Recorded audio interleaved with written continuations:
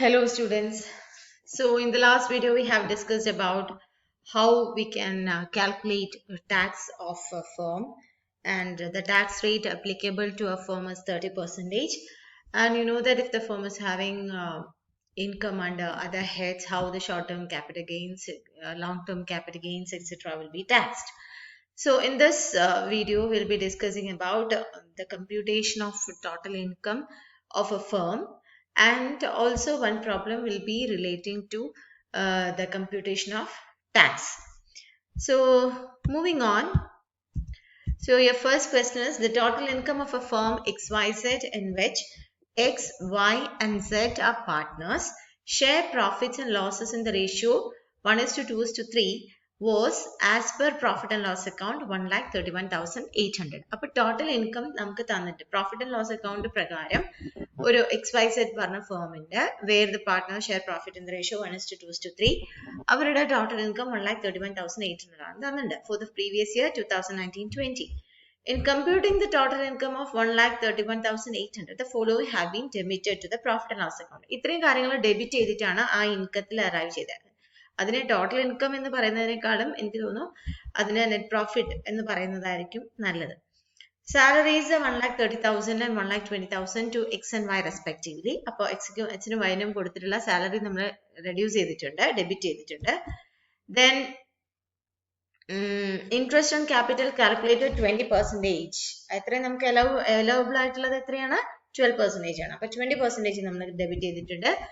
And commission of rupees 5,000, rupees 12,500 and 17,500 to X, Y and Z respectively. Commission ഉണ്ട്.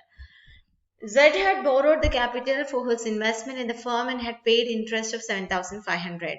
അപ്പോൾ ക്യാപിറ്റലിന് വേണ്ടിയിട്ട് interest പേ ചെയ്തിട്ടുണ്ട് 7,500.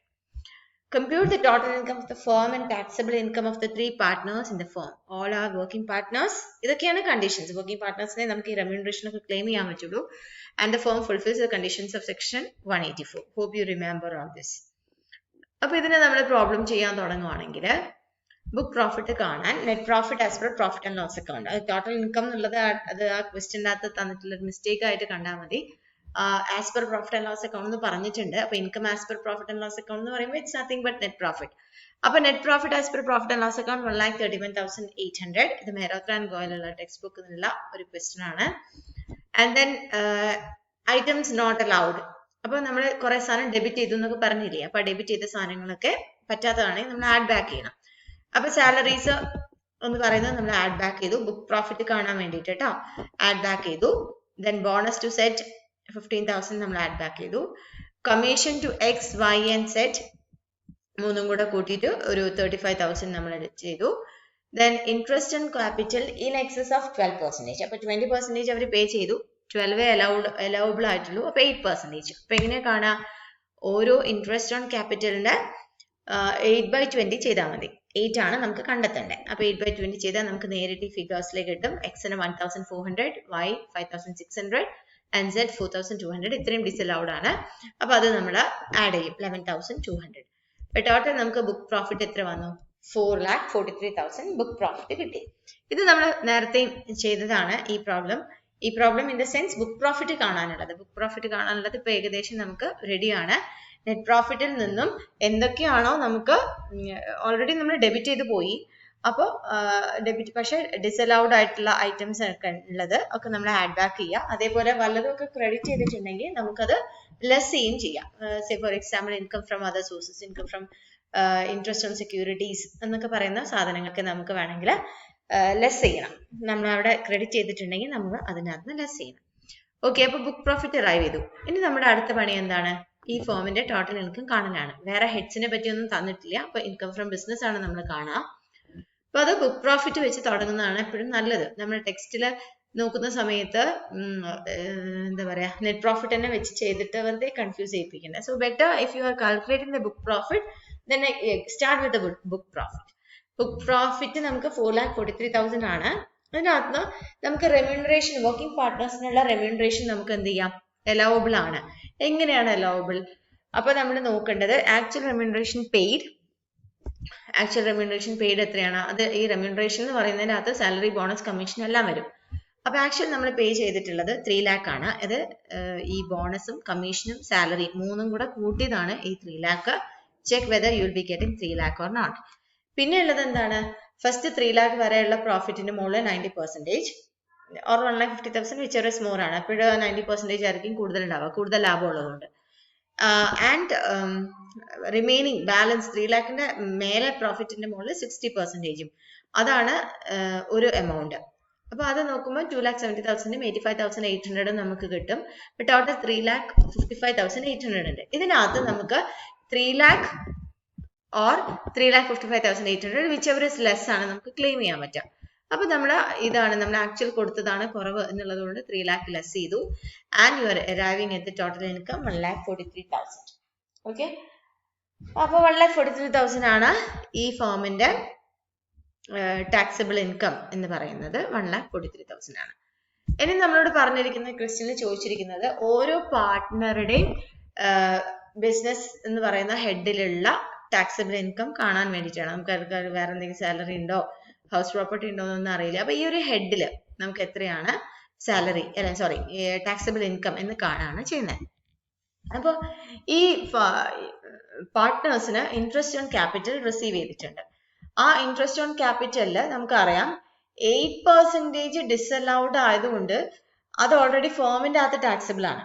ഇപ്പൊ ഒരു സാധനത്തിന് നമ്മൾ 2 സ്ഥലത്ത് ടാക്സ് കൊടുക്കേണ്ട ആവശ്യമില്ല, ഫേമിൽ അത് ടാക്സബിൾ ആണ്. പക്ഷെ 12% അലൗബിൾ ആയതുകൊണ്ട് ആ 12%ന്റെ മുകളിൽ ടാക്സ് വന്നിട്ടില്ല. അപ്പൊ ആ 12% നമ്മൾ ഇൻഡിവിജ്വൽസിന്റെ കയ്യിൽ ടാക്സബിൾ ആണ്. ഇപ്പൊ interest on capital in excess of 12% ആണ് ഫേമിൽ നമ്മൾ ഡിഡക്ട് ചെയ്യുക. അത് നമ്മൾ ഫോമിൽ ടാക്സബിൾ ആണ്, ഡിഡക്ട് ചെയ്യാനല്ല, ഫോമിൽ അത് ടാക്സബിൾ ആണ്. അപ്പൊ അതുകൊണ്ട് തന്നെ അത് 12% വരെയുള്ളത് നമ്മൾ അതിന് ടാക്സ് കൊടുക്കുന്നില്ലല്ലോ, അത് that will be taxed in the hands of the partners.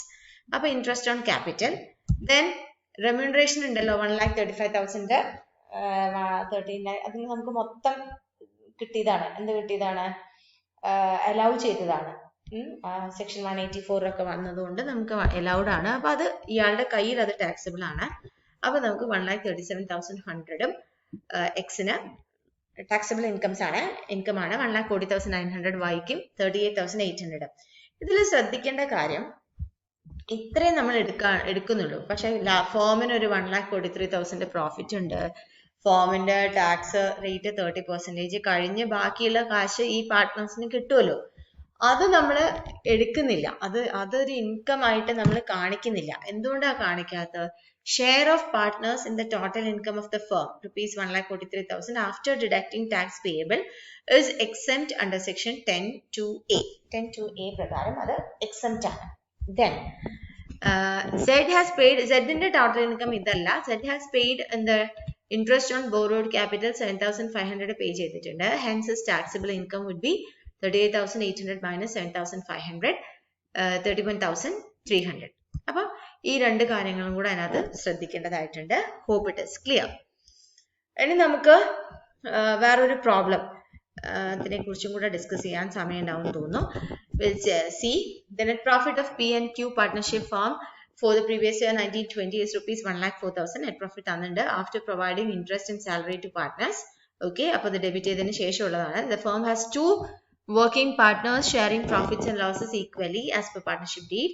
Both partners draw remuneration 2,16,000 each. അപ്പോൾ equal ആണ്. In respect of their total capital contribution 10 lakh, the partners get interest at 15% per annum. അപ്പോൾ എല്ലാം equal ആണ്. On amounting to ₹1,50,000 in total. Okay, compute the total income of the firm, taxable income of each partner and calculate tax. അപ്പോൾ ഇത് കുറച്ചും കൂടി കൂടുതലുള്ളൊരു problem ആണ്. നമുക്ക് പെട്ടെന്ന് നോക്കാം. Computation of book profit. See, computation of book profit of the firm. Net profit 1,04,000 ആണ്. Again, interest on partners in excess of 12%. 15% ആണ് കൊടുത്തിരിക്കുന്നത്. 12 നമുക്ക് allowable ഉള്ളൂ. അപ്പോൾ ബാക്കിയുള്ള 3% ആണ് ഈ 30,000 എന്ന് പറയുന്നത്. Then remuneration to partners 2,16,000 ആണെന്ന് പറഞ്ഞല്ലോ. അപ്പോൾ രണ്ടുപേർക്കും 2,16,000 എന്ന് പറയുമ്പോൾ 4,32,000. അപ്പോൾ ബുക്ക് പ്രോഫിറ്റ് വന്നിട്ട് 5,66,000. ഇനി നമ്മൾ taxable income of the firm calculate ചെയ്യുന്ന സമയത്ത് ബുക്ക് പ്രോഫിറ്റ് വെച്ചിട്ട് തുടങ്ങുക. ടെക്സ്റ്റിൽ ഇങ്ങനെയല്ല ചെയ്തിരിക്കുന്നത്. But I think this is more easier. Book profit 5,66,000 ആണ്. പിന്നെ ഇതിൽ നമുക്ക് ആഡ് ചെയ്യേണ്ട ഡിസലൗഡ് എമൗണ്ട് എന്ന് പറയുന്നത് ഡിസലൗഡ് എമൗണ്ട് അല്ല, അത് ടെക്സ്റ്റിലുള്ളത് നോക്കി പറഞ്ഞതാണ്. നമുക്ക് ആഡ് ബാക്ക് ചെയ്യേണ്ടത് എന്താണ്? ആഡ് ബാക്ക് ചെയ്യല്ല, സോറി, ലെസ് ചെയ്യേണ്ടത്. Okay there is A mistake here. Less ചെയ്യേണ്ടത് എന്താണ്? റെമ്യൂണറേഷൻ ആണ്. എങ്ങനെ റെമ്യൂണറേഷൻ? ആക്ച്വൽ എമൗണ്ട് പെയ്ഡ് അല്ലെങ്കിൽ 90%ഓ 60%ഓ വിച്ച് എവർ ഇസ് ലെസ്. ഇതിനകത്ത് ലെസ് ആയിട്ടുള്ളത് ഏതാണ്? 90%. ഈ ഒരു കാൽക്കുലേഷൻ ആണ് നമുക്ക് ലെസ് ആയിട്ടുള്ളത്. അപ്പൊ 4,29,600 ആണ് നമ്മൾ ഇതിൽ നിന്ന് ലെസ് ചെയ്യുക. And will be arriving at 1,36,400. ഇപ്പൊ ഈ മിസ്റ്റേക്ക് ഒന്ന് ശ്രദ്ധിക്കണേ. ലെസ് ആണ്, ലെസ് റെമ്യൂണറേഷൻ ആണ് ഈ സാധനം. Okay, then 1,36,400. then tax calculate ചെയ്യുമ്പോൾ ഫോമിന് ടാക്സിബിൾ എന്ന് പറയുന്നത് at the rate of 30% ആണ്. Education cess 4%. പിന്നെ 12% കാര്യം പറയുന്നത് എപ്പോഴാണ്? 1 കോടി മേലെ ഉണ്ടാവുമ്പോഴാണ്. അപ്പോൾ ഫോമിന്റെ ടോട്ടൽ ടാക്സ് എന്ന് പറയുന്നത് 42,557 ആണ്. ഇനി ടാക്സിബിൾ ഇൻകം ഓഫ് പാർട്ട്ണർ നമ്മൾ കാണാണ്. അപ്പൊ റെമ്യൂണറേഷൻ അവർക്ക് 2,16,000 ആണ് കിട്ടുന്നത്. അതിന്റെ അകത്ത് ഡിസലൗഡ് എമൗണ്ട് എന്ന് പറയുന്നത്, കാരണം നമുക്ക് 4,29,000 ആണ് നമുക്ക് ക്ലെയിം ചെയ്യാൻ പറ്റിയിട്ടുള്ളൂ. അപ്പൊ അതിന്റെ ബാക്കി ആ ഡിഫറൻസ് എമൗണ്ട് 2,400 ഉണ്ടാവും. You can check it. അതാണ് ഈ 1,200 പറഞ്ഞിട്ട് കാണിച്ചിട്ടുള്ളത്. അപ്പോൾ അത് കഴിഞ്ഞ് അപ്പോൾ 2,14,800 ഈ 1,200 അവിടെ ടാക്സ് ചെയ്ത് പോയതാണ്. അതുകൊണ്ട് 2,14,800. ദെൻ ഇൻട്രസ്റ്റ് ഓൺ ക്യാപിറ്റൽ അതേപോലെ 12% എടുക്കുക. അതാണ് 60,000 എന്ന് പറയുന്നത്. ദെൻ അപ്പോൾ അവരുടെ ടാക്സിബിൾ ഇൻകം 2,74,800 വരും. ഇനി അവരുടെ ഇൻഡിവിജ്വൽ ടാക്സ് നമുക്കറിയാം. ഫസ്റ്റ് 2,50,000 നില്ലാണ്. ബാലൻസ് 2,74,800 ആയിരുന്നു അവരുടെ ടാക്സിബിൾ ഇൻകം. അതിൻ്റെ അകത്ത് ബാലൻസ് 24,800 5% ആണ്. സെസ് ഉണ്ട് 4%. ആ സെസ് കൂട്ടിയ 1,290 ആണ് total tax.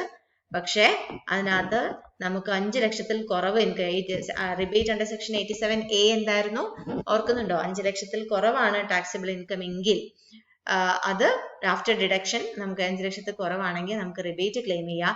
Maximum amount of rebate 12,500 ആണ്.